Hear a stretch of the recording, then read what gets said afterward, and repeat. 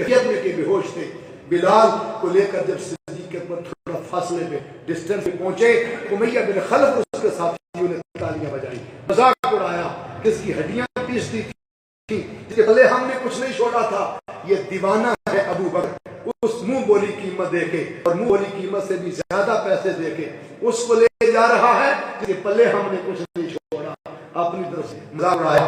صدیق اکبر نے چہرہ امیہ بن خلف کی طرف کے فرمایا، بدبخت جسے تم زمین پہ گرانا جانتے ہو اسے ہمارے آقا اور یہ سریا پہ پہنچانا جانتے ہو۔ وقت آیا مصطفیٰ نے صدیق کے منہ کی بات کو پورا کیا اور صدیق اکبر کی اس بات کو پورا کرتے ہوئے 8 سن ہجری کو مکہ فتح ہوا، 10,000 صحابہ شہر کعبہ میں داخل ہوئے، ان 10,000 میں سے مصطفیٰ نے آواز دی، این بلال من حبشہ، حبشہ کے ملا وہ یہاں آنے والا بلال کہاں ہے؟ بلال حبشی کے متعلق بتایا گیا حضور وہ تو صحابہ کے جوڑے سیدھے کر رہا ہے، نوکر اپنے کام کر رہا ہے، ان کے جوتے سیدھے کر رہا ہے۔ بلال سروں میں کھلتا حضور کے قدموں میں آ گرا، آقا میں حاضر ہوں۔ حضور نے فرمایا بلال آج میں چاہ رہا ہوں کہ امیہ بن خلف نے جتنی تجھے سزائیں اس دین پر قائم اور استقامت کے ساتھ چلتے رہنے پر دی تھی، آج ان کا اجر زمین پہ اس کا مقام اور مرتبہ دینے کا اور وہ سریا پہ پہنچانے کا وقت آ گیا ہے۔ میں چاہتا ہوں تیرا رنگ بھی کالا ہے، کالے کا رنگ بھی کالا ہے، میں چاہتا ہوں آج تیرا قدم اوپر ہو جائے، خدا کا کعبہ تیرے قدم کے نیچے ہو جائے۔ بڑے بڑے مفسر، بڑے بڑے محدث، بڑے بڑے مالدار، بڑے بڑے صاحبان علم، بڑے بڑے مفسرین، فقہاء کے دین، تفقہ فی الدین کے عالم، بڑے بڑے لوگ موجود تھے، مگر قربان جائیں مصطفیٰ نے ایک کالے رنگ کے بلال، ایک دل والے غلام کو کعبے کی چھت پہ بٹھایا۔ کیا کعبے کی چھت پر کے ہی دینا اذان واجب تھا؟ ساری زندگی نیچے ہوتی رہی، آج بھی ہو سکتی تھی، لیکن چھت پہ چڑھانے کا مقصد فقط یہ نہیں تھا کہ آج کعبے کی چھت پر ہی باقی اذان ہو۔ کئی وجوہات ہو سکتی ہیں کہ ایک مجدہ یا فدا دینا تھا، مکے والوں کو بتانا تھا کہ مکہ فتح ہو گیا، لوگوں کو پیغام دینا تھا، انہیں بلند کیا، لیکن ایک راز ان رازوں میں سے یہ بھی تھا کہ مصطفیٰ ایک بکنے والے غلام کو کعبے کی چھت پر چڑھا کر کائنات کو بتانا چاہتے تھے کہ قومیں وہ فتح یاب ہوتی ہیں جو دکھیوں اور غریبوں کو اپنے معاشرے میں اتنا اونچا رکھتی ہیں، جو مظلوموں اور محکوموں اور مجبوروں کو اتنا اونچا دیکھتی ہیں۔ آج ہم چاہتے ہیں کہ غریب پستہ ہے تو پستہ ہی چلا جائے، محکوم حکم کے نیچے ہے تو نیچے ہی رہے، مظلوم ظلم کے نیچے دبا ہوا ہے تو دبا ہی رہے، اگر لٹ کھا ہوا تو پھر میرے میرج حال کے مقابلے میں نہ آ جائے، میرے کاروبار کے مقابلے نہ آ جائے، یہ چونکہ کمی کا بیٹا ہے لہٰذا یہ چودھریوں کے مقابلے میں کھڑا نہ ہو جائے۔ آج اس کا کیا کام ہے اس شعبے میں؟ اس شعبے میں تو کام ہے مالدار کا، جاگیردار کا، وڈیرے کا، دہشت گرد کا، مالدار کا، جس کے پاس کلاش یونین کا الیکشن لڑنے والا بھی 4-8 کروڑ روپے لگا دیتا ہے تاکہ غریب بیچارہ اٹھ نہ سکے۔ کئی دن جلیبیاں جو ساری زندگی کسی کو نہیں کھلاتا وہ ان دنوں پھر راشن کے منہ کھل جاتے ہیں، پھر گولیاں کھل جاتی ہیں، پھر مال لگے شروع ہو جاتے ہیں، لوگ خریدے جاتے ہیں، لوگ بیچاروں کو خبر ہی نہیں کہ یہ سارا گنڈویا ہے جو کنڈی کے ساتھ لگا کر حقیقت میں وہ مچھلی پکڑنا چاہتے ہیں۔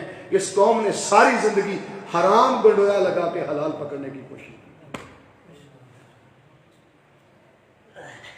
میں نے آپ کے علاقے میں کوئی الیکشن نہیں لڑنا، الیکشن تو میرا خیال ہے ہونے والا ہی نہیں ہے، لیکن میں جو بات اصل میں کہنا چاہ رہا تھا وہ ایک فکر تھی،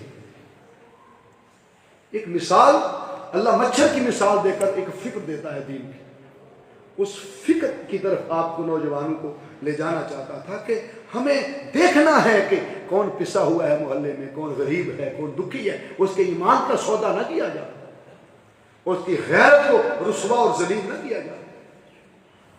ہم کسی کے ساتھ بھلا کر لیں تو اس وقت تک چین نہیں آتا جب تک 50 لوگوں کو رات کو بتا کے نہ سوئیں۔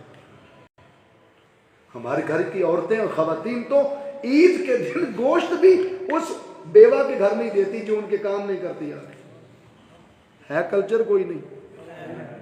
انہوں نے گھر نہیں دینا ہے ساڑھے فلانے ٹائم کم نہیں سی آئی بولے نا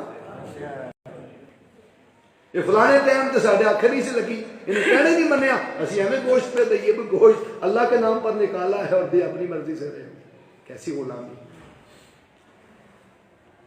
اس لمحہ فکریہ کو جوان اپنے سینے میں پالیں اور زندگی بھر دکھی مزدور بے کس بے سہارا مظلوم محکوم اور مجبور کے حق کی آواز بلند کرنے کی ہمیشہ کوشش کرو. یہ ایمان ہے یہ حق ہے.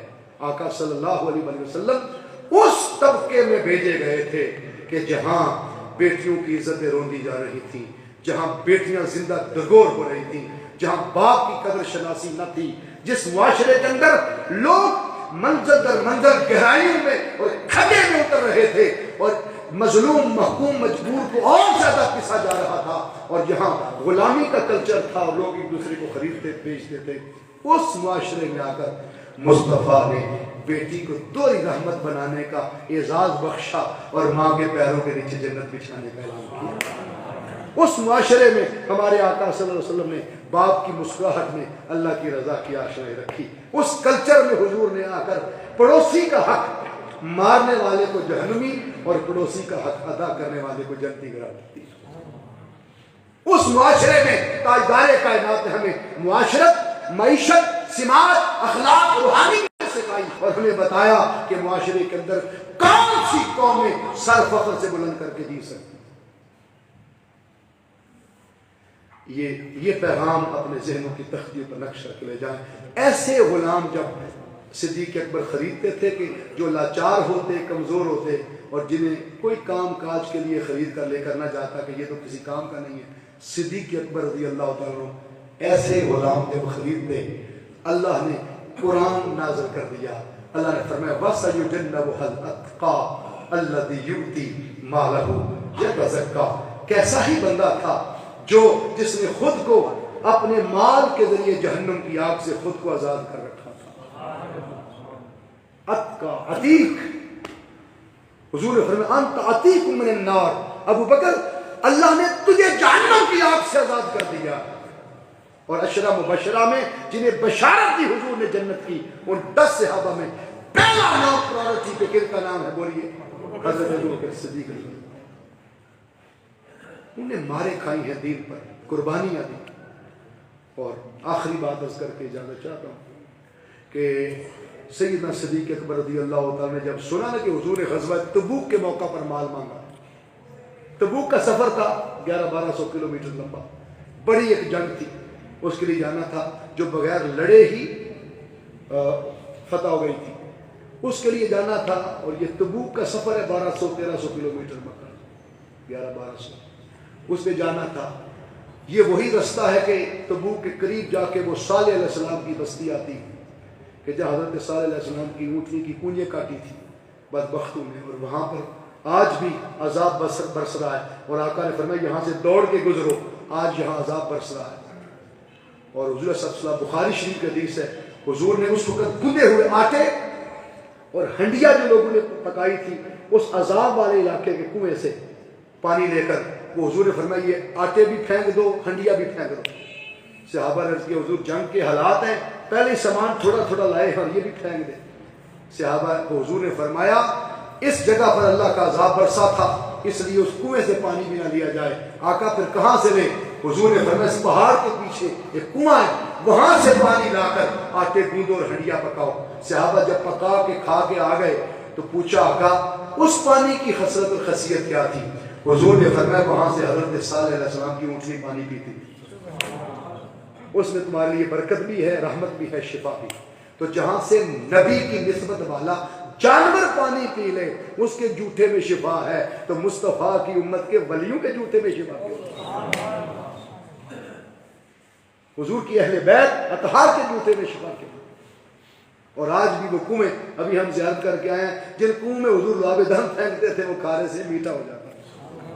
آج بھی وہ کنویں میٹھے ہیں, پانی بہاروں کے ساتھ وہاں قائم.